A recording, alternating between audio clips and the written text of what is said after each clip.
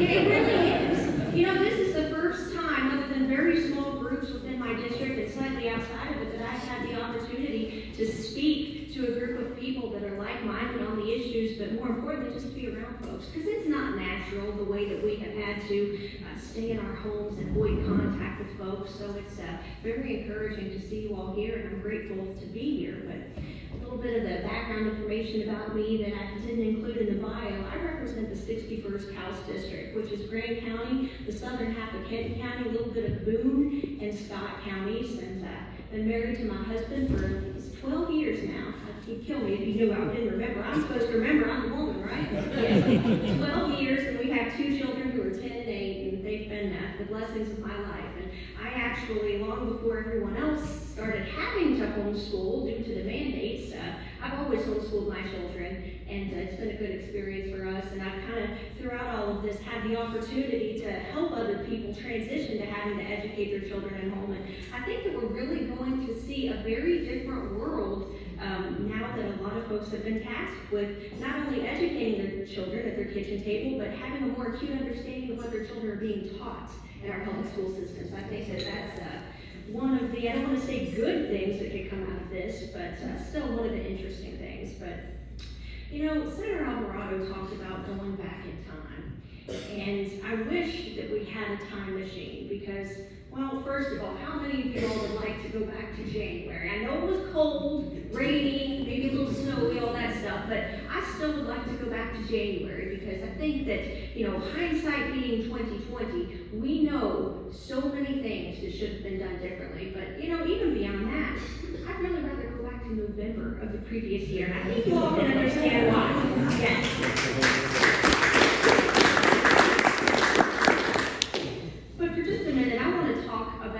Some of the good things that we had going on prior to November of this past year, where we have a governor that was elected really with no specific mandate for him, but just because of political scenarios that had cropped up at that time, and frankly lies that were spread about our former governor's interaction and reputation in terms of public education. There were outright lies that were spread and propagated that led us to be where we are now, and I think that a lot of people are regretting having voted for now Governor Beshear. But I want to go back to prior to then, and of course Dr. Bentley and Senator Alvarado, you all can attest to the fact that we had many good years since we've taken over the majority where we got a lot of good things done.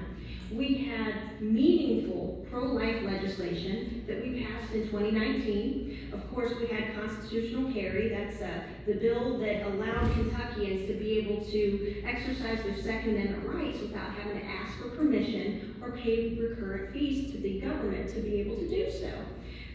We had that, and of course the pro-life legislation, but the unique thing about that is whenever we passed a bill, it got signed. It got signed. We got to go over and accompany the governor because he stood with us. He stood with the General Assembly on the good conservative legislation that we passed. Now, whenever we send over good bills to the governor, what happens? They get vetoed. They either, he doesn't sign them and they become law without his signature, or they get vetoed. And then we have to go into this whole scenario where we have to override the veto, so forth, so on. But, you know, it's certainly no mystery to you all that this governor would not back some of the good things that we've tried to do in the General Assembly, because frankly, he told us who he was.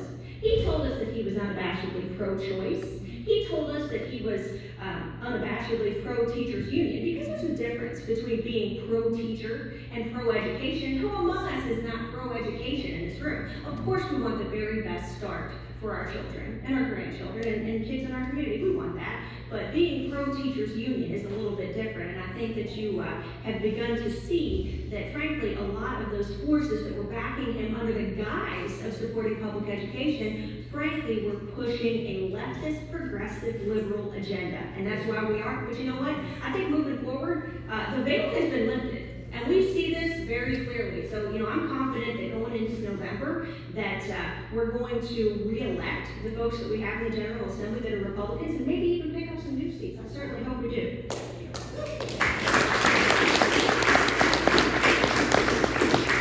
But going back to the beginning of all this, we'll start around February, whenever we had the coronavirus come to the forefront. And you know, I'm sure that every one of you saw the reports reports coming out of China, and you were concerned. I was concerned. I did what I could to make preparations for my family in case there was any type of food shortages or any of the things that we were seeing happen overseas in various countries. Concerned for the elderly people in our lives that we loved, and we're very worried. We wanted to take those precautions. At that time, it was a function of do not wear a mask. We were told do not wear a mask. I believe that's what the CDC said, because frankly, they were concerned that there would be a run on PPE, and there was. There were dentists, there were physicians, there were healthcare professionals that could not get the coverings that they needed, couldn't get the protective equipment that they needed. But we were told not to wear a mask. But what we were told to do was wash your hands, which, I think that's kind of funny that we needed the governor to tell us to wash our hands, something I've pretty much been doing since I was, knee-high to a grasshopper. But anyway, then around March, things started to change. They started to change drastically. Whenever it became apparent to me that the governor was headed down a road where he was unnecessarily restricting commerce, he was shutting things down, and he was infringing upon our civil liberties, I became very concerned. And for that reason, way back in March, roughly a month before session adjourned, I filed an amendment to KRS 39A. And you may not have been familiar with that, but is everybody, do you know what KRS 39A is? I'll tell you. KRS 39A, that is the statute that gives the governor extraordinary powers during a state of emergency. And prior to now, it hadn't been an issue. He's the first governor that has abused this statute by issuing these unilateral decrees that he has. And frankly, whenever we talk about KRS 39A, it was developed to deal with other types of state of emergencies primarily, such as tornadoes or floods or more regional things. It was never intended to shut down 2/3 of Kentucky's businesses. It was never intended to decimate an economy. But anyhow, so back in March, I filed this amendment, and what it would have done is it would have created a system of checks and balances in the event that a governor's executive order issued during a state of emergency did some of these things, where it unnecessarily restricted commerce or infringed upon our civil liberty. But at that time, the General Assembly wasn't able to move that and pass that bill because, as you well know, every day Andy got up there, and I should call him Governor Beshear, I realize that. Governor Beshear got up there every day, and he had an hour to speak, to say whatever he wanted to all of Kentucky, and everyone listened. People were afraid. They legitimately were afraid, but they also were beginning to realize.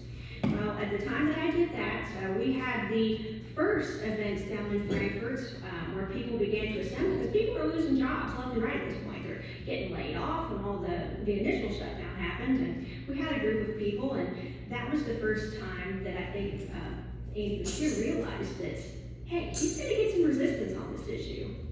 And then we had another event, I think Dr. Watts was there, of course you were there, May 1st, somewhere in there, to begin with May, we had an event down in Frankfurt where I think there were 1,400 Kentuckians, 1,700 Kentuckians who assembled to send a clear message to the governor that they're not going to put up with these infringements anymore, that they're tired of their rights being taken away. And just while we're on the subject of rights, your rights don't come from the government. Where do your rights come from? God. They come from God. Only from God.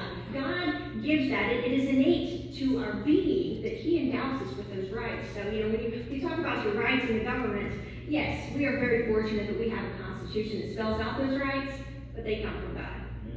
And I mean the God of the Bible. When we use the word God,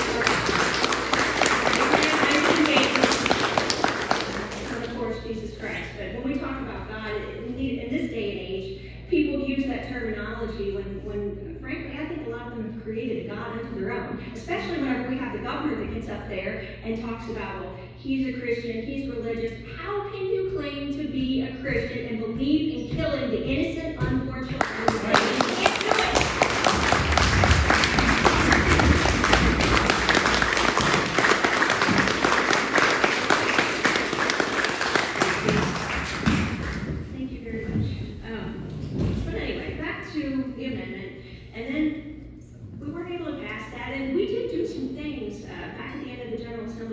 To deal with a lot of the the circumstances that were developing as a result of COVID, and we did what we could. But after we adjourned, then things really started heating up. People were being laid off in droves, as you well know, and I started getting phone calls of, what's being done about this governor? What's being done? And, at that point, it's very difficult to tell someone, well, we're out of session, because we are a part-time legislature. And, I tried to explain to them that I've done everything I could legislatively to try to address this, and politically, and that I'm continuing to use my voice, which, if you all know my name, it's probably because you've heard it from the Courier-Journal or the Lexington Herald-Leader, and not in a nice way.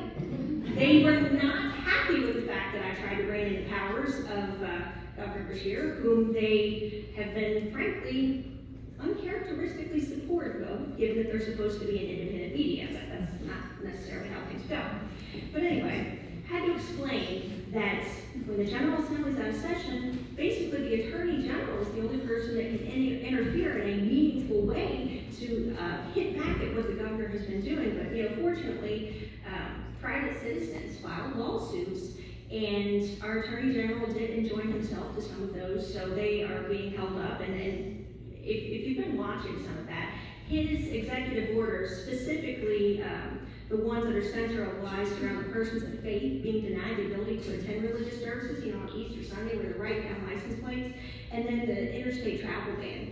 His executive orders have been determined to be unconstitutional at virtually every level, and judges have, agreed on that, which I just do want to throw in a plug here when you're voting for Supreme Court for Bob Conley, because it is so important. People, myself included, in the past, have not paid enough attention to our judicial candidates because they can't run as a Republican or a Democrat. And it's not as easy to know. You really have to do your research. If they have a voting record from any previous office, scrutinize that thing. Look, see who they are, not just that mail slip they send you, because that's the problem. Everybody has sent out a pretty mail piece that talks about all the things they want you to know, but they're not going to talk about the things that you maybe want to know when you cast your vote.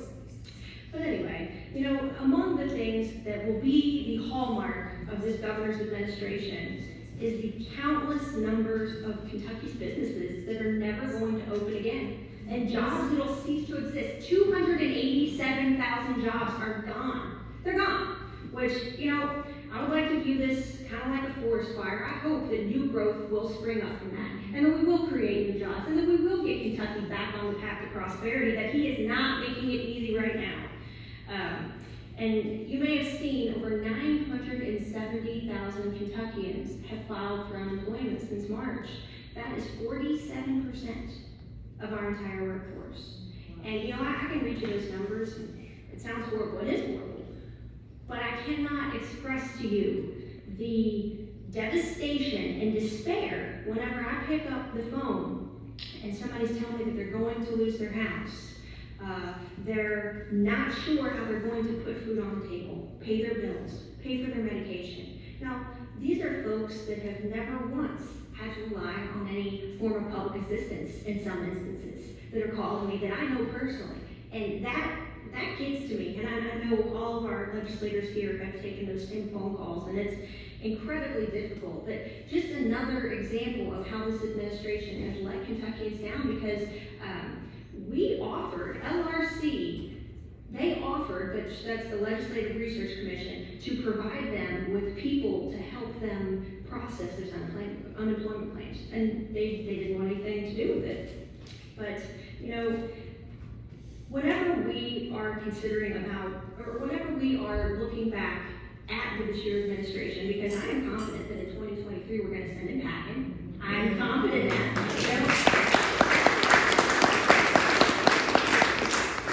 We need to look at ways that we can prevent this from ever happening again. And for that reason, I have filed BR 130.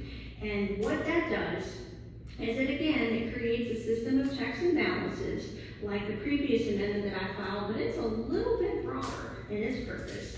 What it says is that if a governor's executive order, which this could be any governor, not just this one, but in the future, it amends KRS 39A to say that any executive order issued during a state of emergency, if it surpasses a 2-week time frame, that the General Assembly will be called back into session. Because, never again do we want to face a state of emergency, whether it's a situation like this or another type of situation, without having the General Assembly. The frustration of the folks who are calling me and saying, well, what are my representatives and senators doing? Oh, we're not in session. And I crafted this in a way that will not require a constitutional amendment, because that's one of the big issues. Whenever the governor is the only person that has the authority to call a special session currently, and he's not going to call us into session because he didn't want us to be there to begin with. That's another thing. He's had absolutely no dialogue with the General Assembly, other than calling us out on TV. I think I'm up to my 5th time during his daily Andy hour that he's called me out by name to either fuss about the amendment that I filed or the bill request, or whenever we were down there in Frankfurt rallying, he's complaining. He mentioned you by name as well, Senator Alvarado. It's a bad one.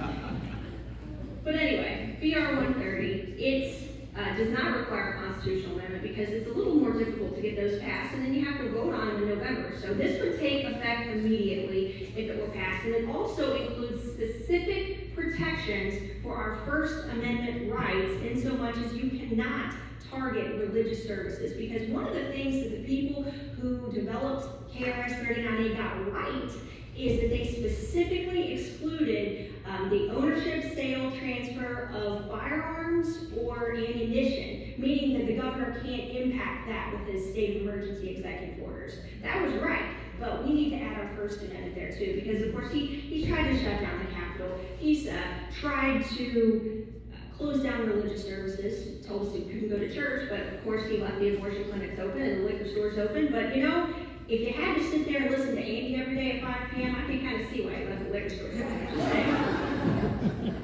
But anyway, never again must we allow the majority of Kentucky's businesses to be shut down, resulting in the level of economic devastation that we're seeing unfold in the Commonwealth. And never again must we allow the fundamental liberties and freedoms that are enshrined in the Bill of Rights to be suppressed under the weight of unilateral decrees issued on behalf of the executive branch. And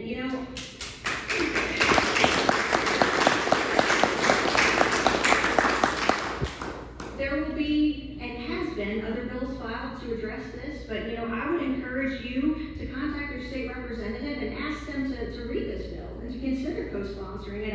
I've picked up several co-sponsors recently, and I do think this will end up being a team effort. A reform this large needs to be, because we're talking about our future here. And the other thing I want to talk about is the mail-in voting. I know a lot of you all have heard about this. I personally am quite upset about that. I don't think that, one of the things that Governor Beshear talked about is these voting super centers that we're going to be having, where regardless of what precinct you live in, you can come to one area and gather. And he used the word super center. Now, if you believe in this pandemic stuff, and that's your new religion or whatever, like a lot of the Governor Beshear followers have taken up, the words pandemic and super center, those don't go together. Crowding a county into one area just could not make any less sense to me. So, I share your frustration about that. And one good positive note, I have a school in my legislative district that has bucked the trend and refused to abide by the governor's recommendation. It isn't a recommendation. He says it's recommended, but then he says, but if you don't do it, I'm going to send my attorneys after you and you're going to pay the price. So I actually did have one, and I'm hoping that they and other school districts will begin to stand up. And these decisions need to be made at the local level because, we know what's best for our communities. So if you have any questions for me after this, I'll be sticking around, and I just really appreciate the opportunity to speak to you all today. Thank you.